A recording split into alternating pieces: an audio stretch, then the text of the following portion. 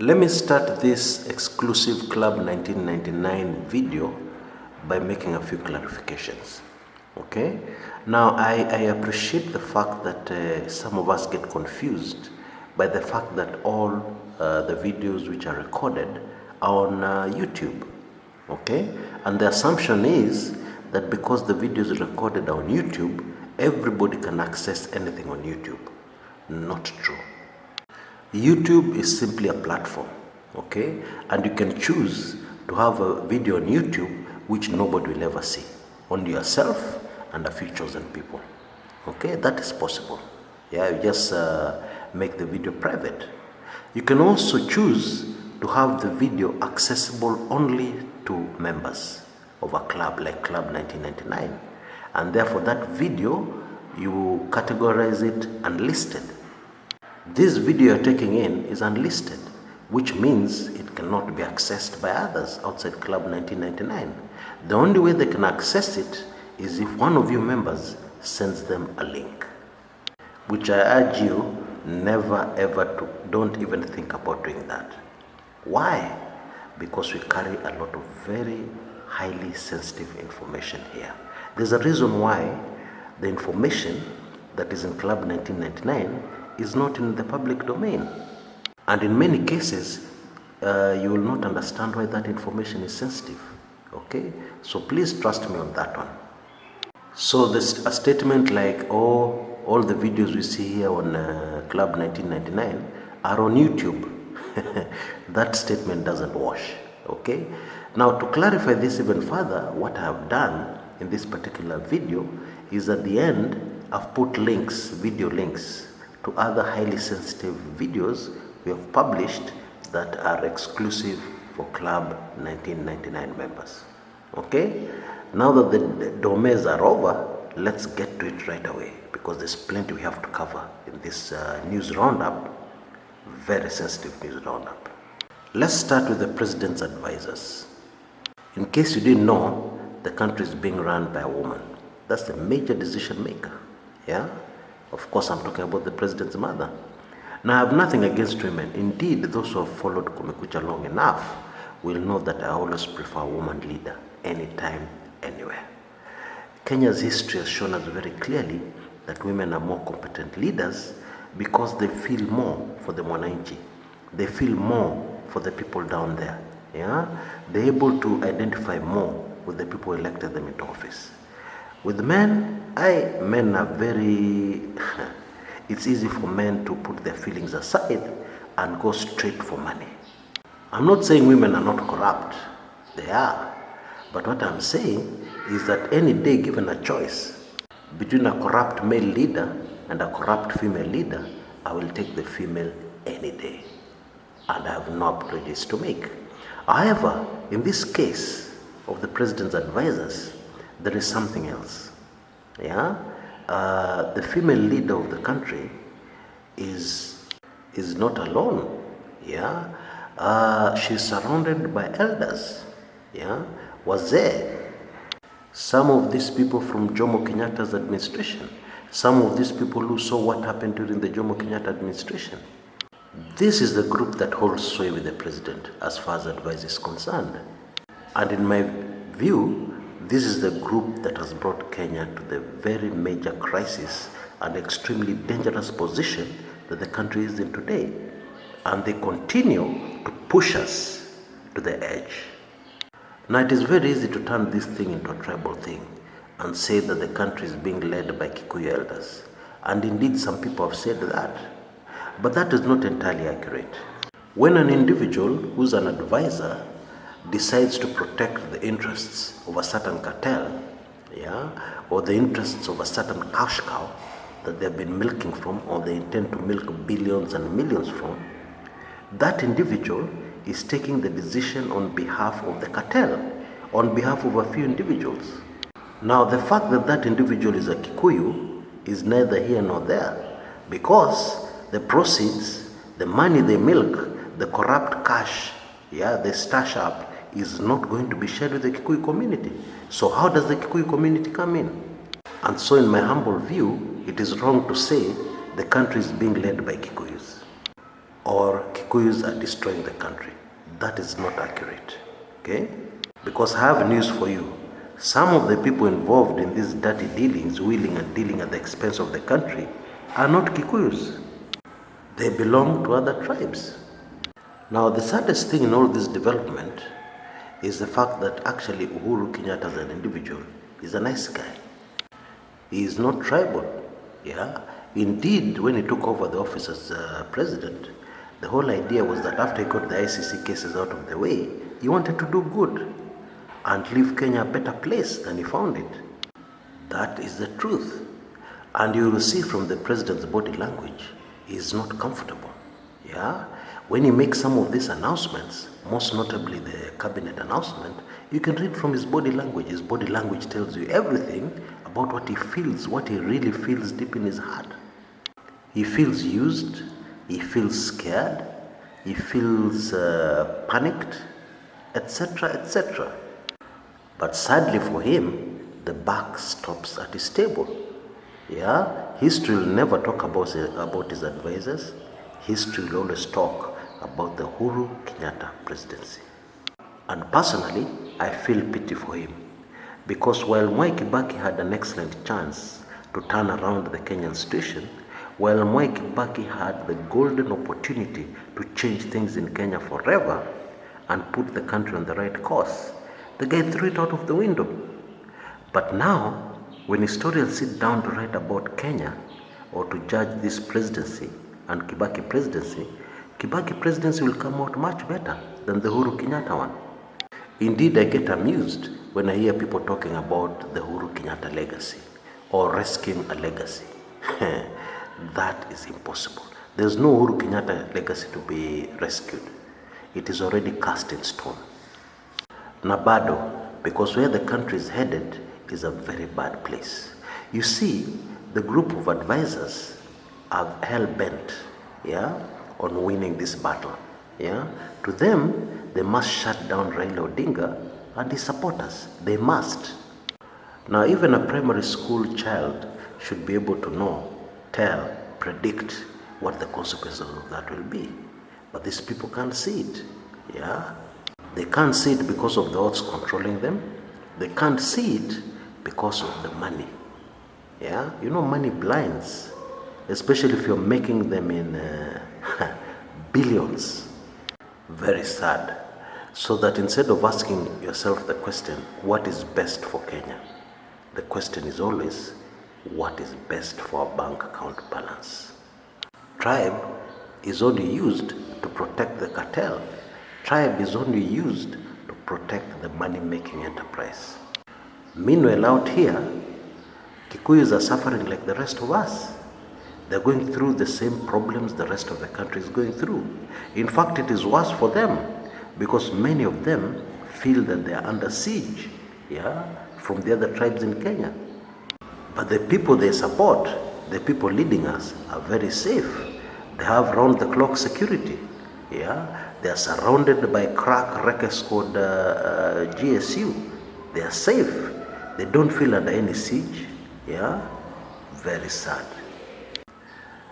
The Sonko issue. Now, the Sonko issue is getting very, very ugly. The reason why Sonko has been fearing for his life was the fact that he has been resisting and fighting other people taking over control of Nairobi County, other people taking over control as governors of Nairobi and having the real power while he remained a figurehead. Sonko could not take that, lying down. Yeah? And so as he fought these people, it was very obvious that these people could decide that in order to solve this problem, they assassinate Sonko. Because you assassinate Sonko and the deputy governor takes over. And that is why Igathe's resignation has made Sonko feel a lot more comfortable. Yeah? Why? Because you assassinate Sonko now, you do not have anybody to take over as governor. You do not have your man to take over as governor. Somebody you can control, somebody who can do exactly what you want them to do. Actually, it's a lot more than that. Somebody who you put there with a mission to do exactly what he wanted them to do. And that is why the situation in Nairobi County is very messy, very tricky. Okay? And it should be obvious. If anything happens to Sonko today, for instance, even let us just get away from the assassination theory. For instance, Sonko is forced out of office. What will happen after that? There will be an election. Now, it should be obvious to all of us that there's nothing that Jubilee fears in this world more than something called an election in Kenya today. Even in Nairobi, after the events of the 26th of October, it is clear that Jubilee do not have the numbers. And that means Jubilee do not even have the numbers in Nairobi. That is the truth. Now let us back up a little to understand this better. Going into the election of August 8th, one of the things that was puzzling me most was the High Command of Jubilee insisting on Peter Kenneth as a candidate, and it was clear that if Peter Kenneth stood against Kidero, the numbers did not favor Jubilee. Kidero was going to win it easily. Now after what happened on August 8th, and thereafter, that mystery was solved for me. What the Jubilee High Command already knew, that the rest of us didn't know, was that they were going to massively rig these elections. Yeah? And what that meant was that whoever they chose to be the Jubilee flag bearer in Nairobi was going to win. It was a done deal. It was guaranteed, irrespective of how the votes went. But when Sonko resisted, somebody must have seen there was an advantage here. There was an advantage of getting even more presidential votes. Let me explain. The truth is, Sonko's support cuts right across the political divide. He got votes both from Jubilee and NASA supporters. Genuine votes.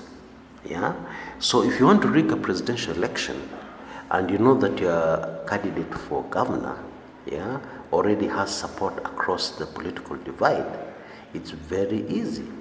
You ensure that those votes across the political divide for Sonko are also go to the president, plus the ones you're going to add. So you get a situation whereby you can get more votes without raising suspicion for the presidential candidate. It's as simple as that. And some of these Sonko votes were liberally shared amongst MPs and even MCAs.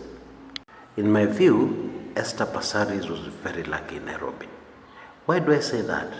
Because somebody is sitting somewhere and we have analyzed these Nairobi results intensively, extensively. We have really analyzed them. Okay? Now, what the figures are telling us, it seems that somebody somewhere decided that some of these votes were going to be stuffed in favor of Esther Passaris. Motive? So that no suspicion is raised. Okay? Because if somebody says, oh, Nairobi was stuffed, oh, there was a lot of rigging in Nairobi, the answer would be very simple to rebut that. What about Esther Passaris? See, Esther Passaris won, tenor by many votes. So how was the vote interfered with? End of argument. Very clever. So of course the immediate question here is, who would have won the women's rep seat had what happened not happened? Very difficult to tell. You see, going into these August 8th elections, there were so many emotions, there were so many factors, there were so many things happening, that it was unpredictable which side the voters were going to go or how the voters were going to behave. So the fact that there was a lot of interference, there was a lot of vote stuffing, just confuses everything further. And I'd be lying to you if I can tell you, according to the figures, I think people would have voted this way or that way. It's impossible to tell. And so back to Sonko. What will happen with this Sonko thing? How will it end? In my view, this is an Arsenal-Man U derby for a major cup or for a major decision on the league standings. What do I mean? impossible to tell. Impossible to tell which way it will go. On one side is the mighty government of Kenya, the Jubilee ruling party, and on the other side is Sonko, who has the backing of the people, and his support is gaining by the day. Even people who did not vote for Sonko are now in his corner. You see, Nairobi people are not stupid. They know here Sonko is the victim. A lot of Nairobi people have gone to great lengths to gain academic papers, academic qualifications, and it has taken them absolutely nowhere. They are angry. So when people start talking about Sonko not having the qualifications, you can guess how they feel. There are a lot of other people also in Nairobi whom, due to no fault of their own, poor families, etc., were not able to get those academic qualifications. And these people feel marginalized. They feel that the system favors those with papers, and they don't have the papers, and therefore they see Sonko as one of their own. So they're very, very firmly and solidly in Sonko's corner. And so what the battle in Nairobi has developed into, it has developed into a fight. In fact, it has developed into the battlefront of the battle between tyranny and dictatorship versus the people. And it's going to get increasingly confusing, because in case you have not noticed, there's not so much mention of NASA and Jubilee in what's going down in Nairobi.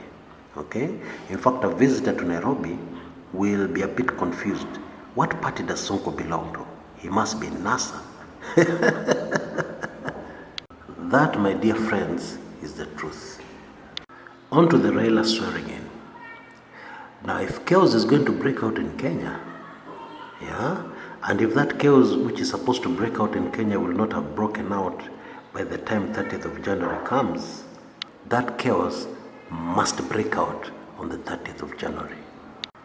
We have masses and masses of Kenyans who want nothing less than Raila Odinga to be sworn in, and they want to make it a big event. The fact that it's going to be held at Uhuru Park just complicates everything further, because you can be sure that the masses and masses of people who will march to Uhuru Park will be unstoppable. Okay? And the only way to stop them, I find it difficult to see how that will avoid bloodshed. That is the very sad truth. Simply put, we have two people on the battlefront here. A government very determined that the swearing in will never ever happen, and a vast majority of masses in Nairobi and all over the country who have sworn radically that it must happen. So what can the result of that be? Very sad for Kenya.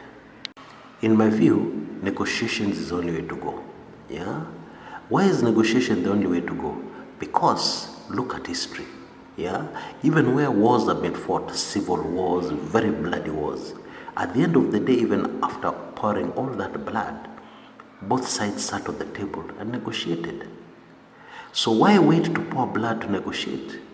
Go on the table and negotiate immediately and avert the bloodshed.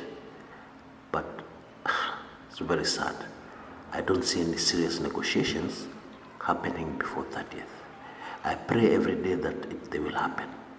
I'm hoping against hope that they'll happen. But the reality is, it is very, very unlikely. So the way I take life these days, I'm very grateful for the normalcy, near normalcy, or can I say the peace that we enjoy at the moment.